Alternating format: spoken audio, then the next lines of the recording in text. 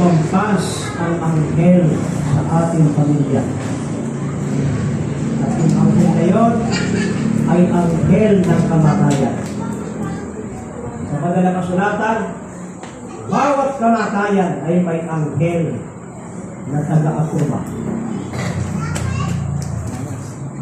Mga kapatid, laging pa niya, kahit Kristiyano ka, makasalanan ka, mayroong anghel na itinalaga para mawakasan ang aming buhay.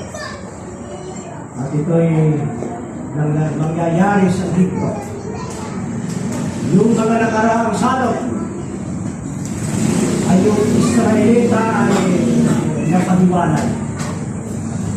Hindi na kung tinatamaan ng salot. May specific na target, grupo ng mga tao, lugar. Pero ito ay ibang klase. Sabi ng Panginoon, ang ikasampung salot, mamamatay ang lahat ng pangalan. Mula sa mga tao, mula sa trono ni Faraon, hanggang sa kanyang mga alipin, hanggang sa mga Israelita, wala itong itatangi mga kapatid. Hindi katuwiran na ikaw ay inosente o hindi mo alam, hindi ka nabigyan ng babala. Sapagat ito'y kapilak-kilabot, ito'y balitang-balita. Ito'y pinag-uusapan. Kaya wag mong sasabihin, wala akong pinalaman dyan, inosente ako, hindi ko alam. Hindi yung tinatanggap. Kung ano ang pananampalataya mo at mga pinaniniwalaan, hindi yan ang pinag-uusapan ng mga kapatid. Kahit anong pananampalataya mo, ikay matatapan dito. Lahat ng panganay ay mamamatay. At ang tanging lunas ay isang kordero na papatayin. Kung ito man ay tupa o kambing, at least isang taong gulang, yung kalakasan, kagandahan, kapisigan, kasiglahan, hindi matandang tupa, hindi masyadong bata, nasa prime na kalagayan ang pinakailangan. Walang kapintasan, pipili. Itong tupang ito ay aalagaan ng buong pamilya ng 4 na araw. Masyadong krusyal mga kapatid. Baka ito ay inaalagaan mo ay mabigti, kasiro. Baka ito ay manakaw. Baka makagatang ahas o mamatay, mawala sa anumang kadahilanan. Dapat kayong mag-anak ay guardyado. Ito ay tupa ng pamilya. Sapagkat kung may mangyari dito, magdurusa ang buong pamilya. At mga kapatid, napakatindi ang pangyayari. Ang sabi ng Panginoon, aalagaan ito hanggang ika-4 na araw. At ito'y papatayin specific na oras. Papatayin ng dapit hapon. Hindi papatay ng umaga, tanghali. Yung hilig ng araw, ito ay papatay. At ang luto lamang, hindi pwedeng pinirito, hindi pwedeng sinabawan. Ito'y inihaw na hindi babaliin ang buto. Maingat yung basta ito'y inihawin, yung buto ay hindi sinali. At ito'y uumusin, bawal magtira. Na ikaw ay mayroong kaunting naiwang tupa, dapat ay ubos. At kung hindi mo ito kaya ubusin, hahanap ka ng isang family na kakaunti din ang bilang. Mga 2 pamilya na kakaunti bilang, titiyakin na ito'y kayang ubusin. At ito ay kakainin ng hating gabi. Titingnan yung talagang mayroon ng orasan. Kung ano man ang klase ng kanilang orasan, mayroong orasan. Hating gabi. Nang tinapay ay tinapay na walang libadura. Walang pampansa. Maingat na maingat ang pagkagawa. Dahil ang libadura ay na kahit saan. Yan ay yung iba'y dala ng hangin. Yung iyong arena na minasan din nilagay dyan sa lamisa ng palapad. Pwedeng umalsa yan. Ng kaunti dahilan sa ang libadura ay nasa hangin. Hindi naman lahat ng yes ay nasa hangin. Pero hindi mo pwedeng itago. Kahit ay mga bukas na container, may lalanting kang yes. Ang kailangan ay tinapay na walang libadura. At ang ulam nito, ang pinakagulay ay mapapait na dahon. Mapapait na sila.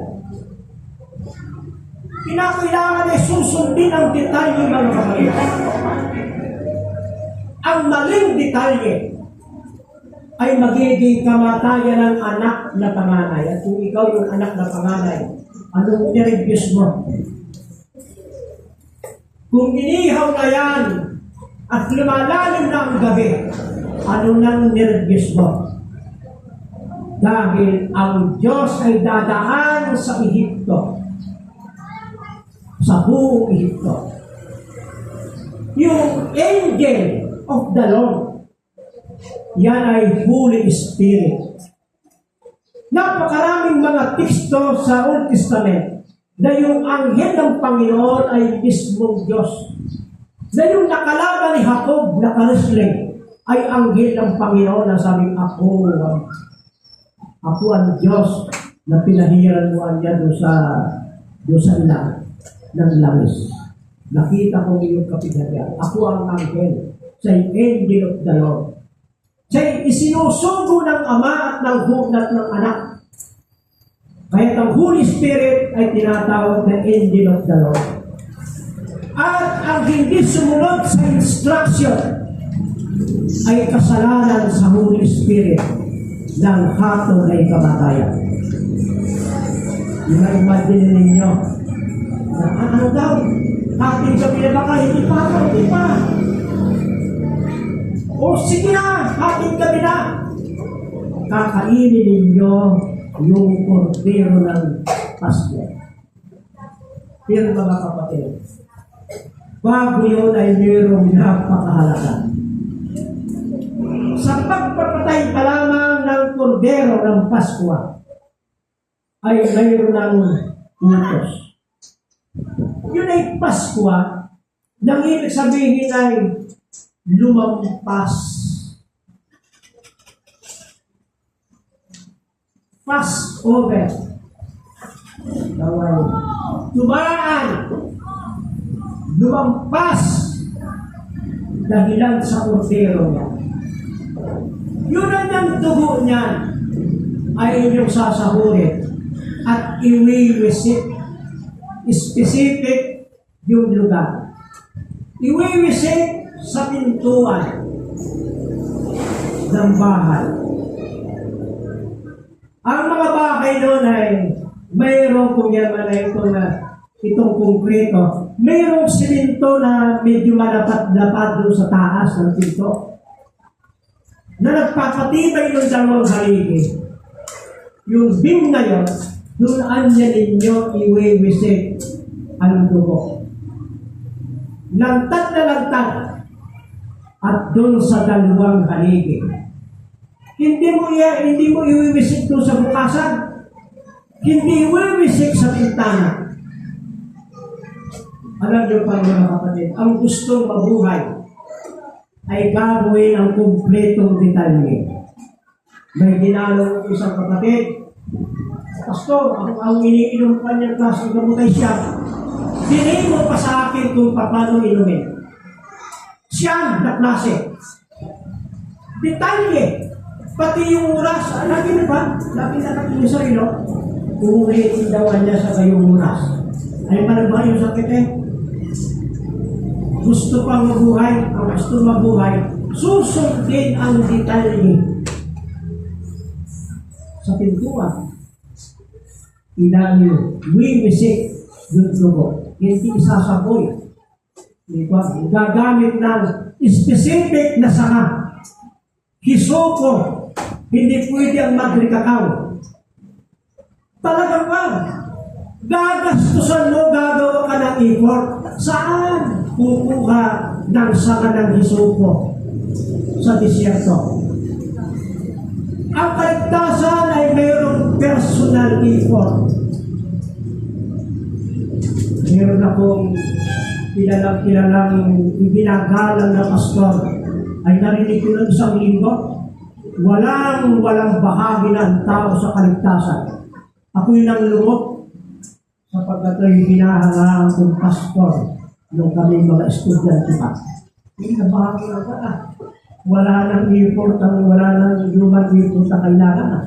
Ito mga kapatid, kailangan. Kung ikaw man ay hindi nag-aalaga ng tupa, ay kayo bumili.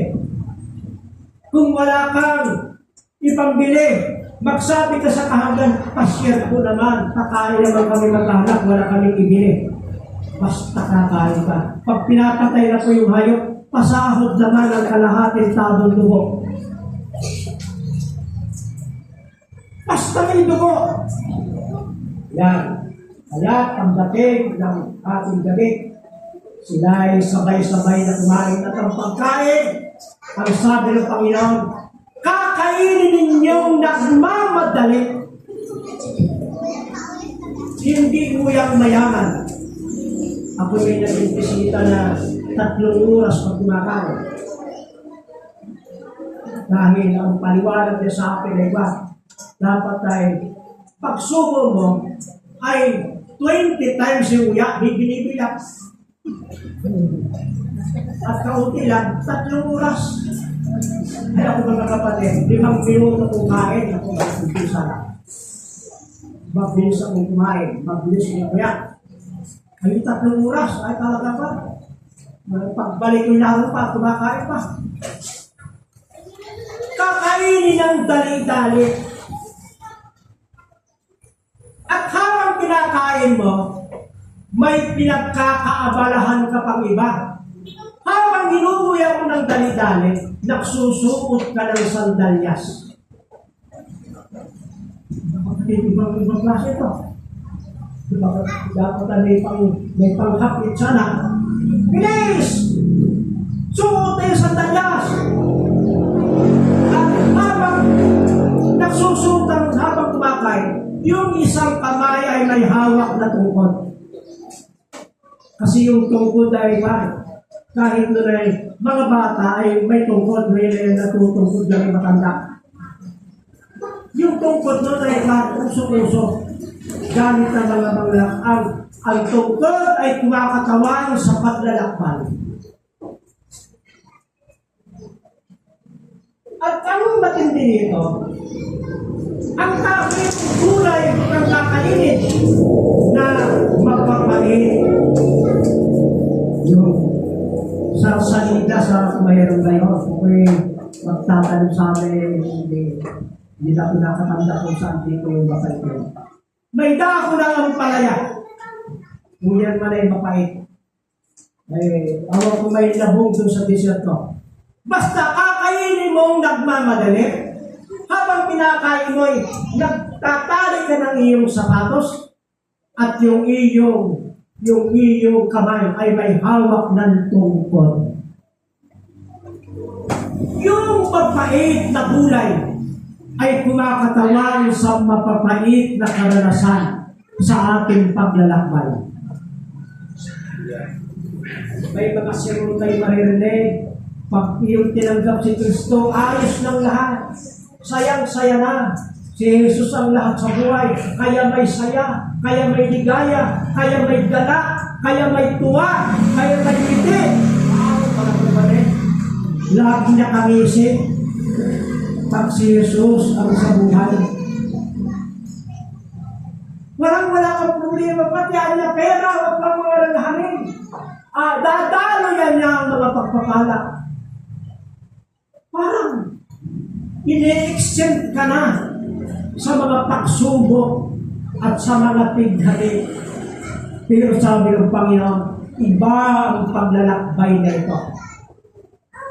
Ito'y madalian, mabilisan, walang balikan, pero masakla na paglalakbay. Mga kapatid, habang inaasahan natin ay napakaligaya ng mga paglalakbay. Ang araw ay darating, kayo'y magkakagulo, kayo'y magtatampuhan, kayo'y maghihinanakita. Maganda ngayon at ganyan pa ang samahan. Susubukin kayo, sabi ni Kristo sa mga alagad, hahampasin na niya ang pastor at mananambulat ang mga tupa. Yun yung mga magpapait na yugto na yung doon tayo magpapakatibay mga kapatid. Kasama na yan sa paglalakbay. At ang hating gabi na, nagsimulang mag-iyakan doon sa malalaking syudad sa Ehipto. Tumataghoy ng kapait-paitan sapagkat namatay ang lahat ng mga panganay. Ngunit, bagaman hindi exempted yung lugar ng Gosen, pwede rin silang mamatay. Lahat ng tahanan ay nakapagpatay ng kordero. Lahat ng tahanan ay nakapag-apply ng dugo sa kanilang taas ng pintuan. At mismo yung mga panganay ng iwiniwis ng dugo ay naroon at nanonood. Kung ako yung panganay mga kapatid, ako'y lilipas yung aking antok. At pag iwiwisit yung dugo ay dapat ako hindi nakisak. Napakahalaga ng buhay. Yung dugo.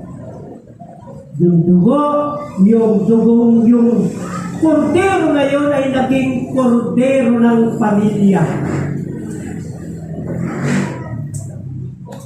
Balang araw, kapatid, pasasalamatan ninyo ang inyong mga magulang pagdating sa langit. Kahit sila'y hindi mayaman, kahit sila'y pangit, na kayo'y nadala sa langit, pasasalamatan ninyo. Maraming mga anak ay hindi makakarating sa langit gawa ng magulang. Itinulak sa kasalanan yung kanilang mga anak. Pero itong tatay at nanay, sinunod yung detalye para huwag tayong mamatay.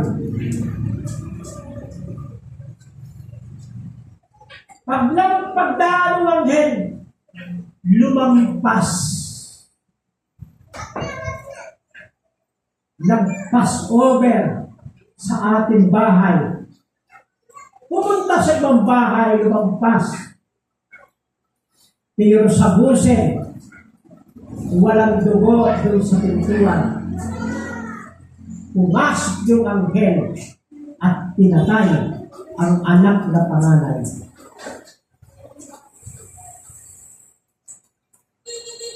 Nang sabihin ni Isaac, naku tatay, may dala tayong apoy, kahoy, handa na yung dambana. Naku tatay, yung hantod, yung tupa, yung kordero ay nalimutan natin.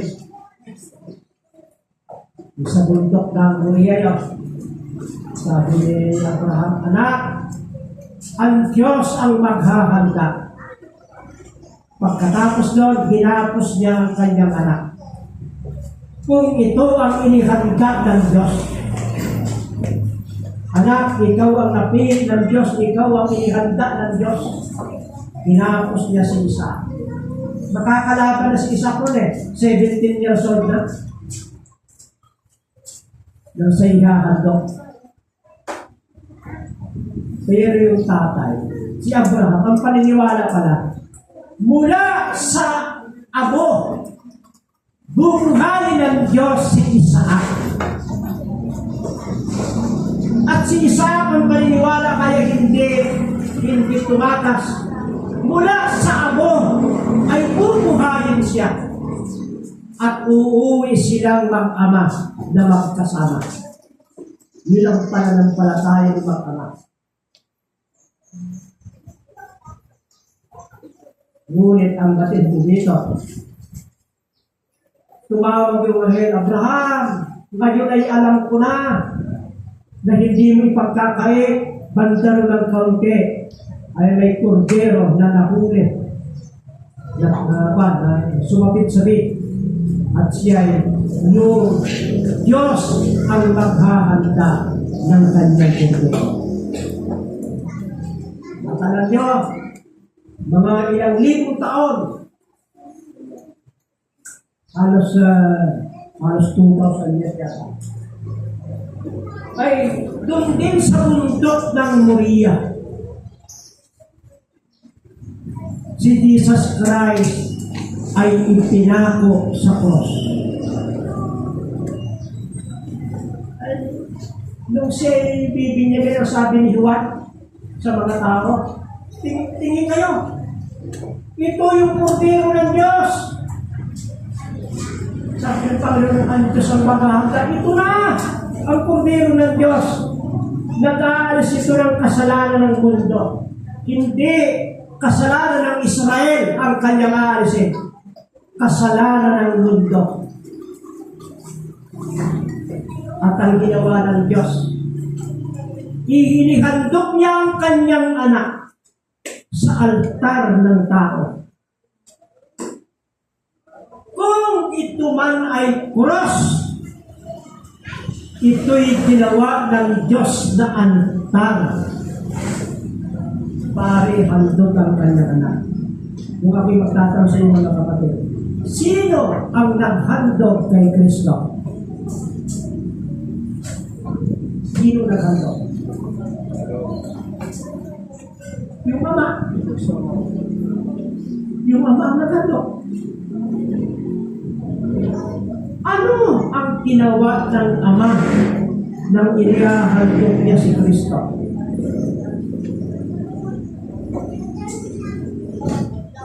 Palagay ko, may iyakan pa sa langit.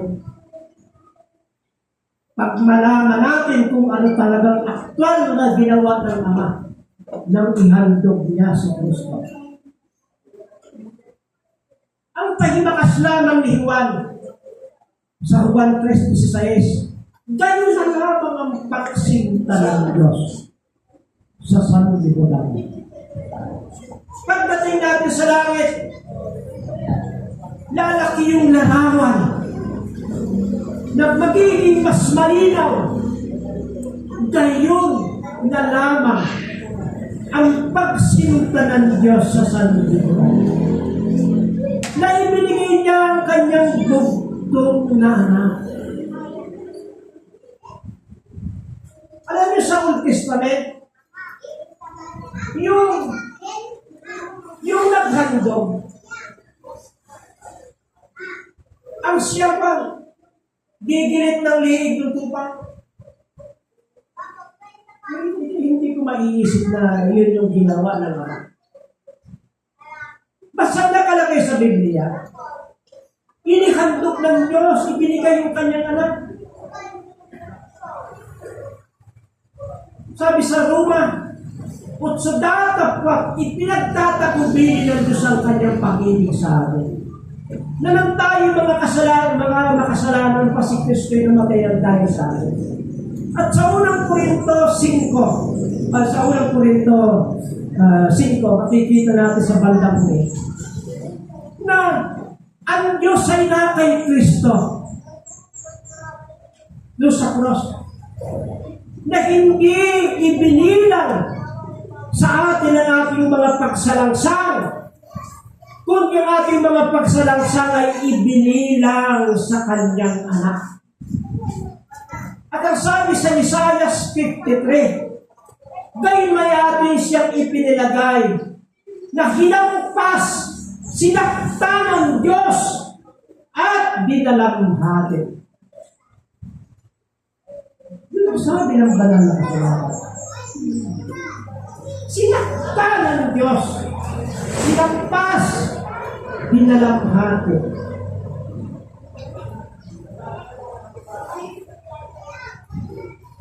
Noong magdadating hapon na sa sakdal na paghihirap, nang sabihin ni Kristo, Ama, sa mga kamay mo'y pinagtatagubilin ka ang Espiritu. Nagdilim sa buong lupa. Mga ilang oras yun. Bakit nagdilim sa buong lupa? Ang paliwanag sa Isaiah 52, yun daw ang itsura ng anak ay kakilakilabot. Nang ito'y mamasdan ng mga tao, na wala yung itsurang tao sa tindi ng hirap. Sabi ni Isaiah, hindi na mukhang tao kapag siya'y masdan. Matindi yung hirap. Kaya ang ginawa ng Diyos, pinagdilim ang buong lupa upang huwag ng patuloy mamasdan ang napinsalang anyo ni Kristo. Tayo mga kapatid, mga kindergarten pa lang sa pag-aaral ng kaligtasan. Magpasawalang hanggan, may mga topic na pag-aaralan natin ng pag-ibig ng Diyos sa pamagitan ng kamatayan ni Kristo, na mayroong bagong insight, may bagong tanawin, may bagong pananaw, may bagong anyo. Dahil sa buong panahon, ang pangalan ni Kristo, ang isa sa pangalan niya ay Kordero ng Diyos. Sa aklat ng Apokalipsis, ay nang siya'y makita ni Juan yung Kordero ng Diyos ay waring pinatay. May mga bakas ng tinik sa kanyang ulo, may pilat. May pilat sa mga kamay at may pilat sa mga paa. May remembrance ang Kordero na hindi nawala. Sa walang hanggan, may pilat ang Kordero ng Diyos. Kaya ang isa niyang pangalan sa eternity ay Kordero ng Diyos. Yun ang magpapalaala na di na magmamali na pag-ibig ng Panginoon. Ngunit ngayon, ating gawin ang Kordero ito na Kordero ng ating pamilya. Kordero ng ating mga anak. Saan man kayo pumunta, ang pananampalataya ito'y huwag niyong iiwan. Ito yung tamang pananampalataya na ipinamana ng ating mga magulang. Ito yung ating narinig.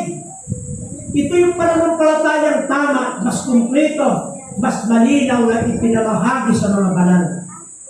Nang kayo'y tawagin sa pananampalatayang ito, mas kumpleto ito. Bagaman yung iba'y naiiwanan din. Yung iba'y nagtuturo din ng mga tama. Pero nakahihigit ang pananampalataya na ating natanggap. Maging ang pagkakilala sa Panginoon ay ibang-iba.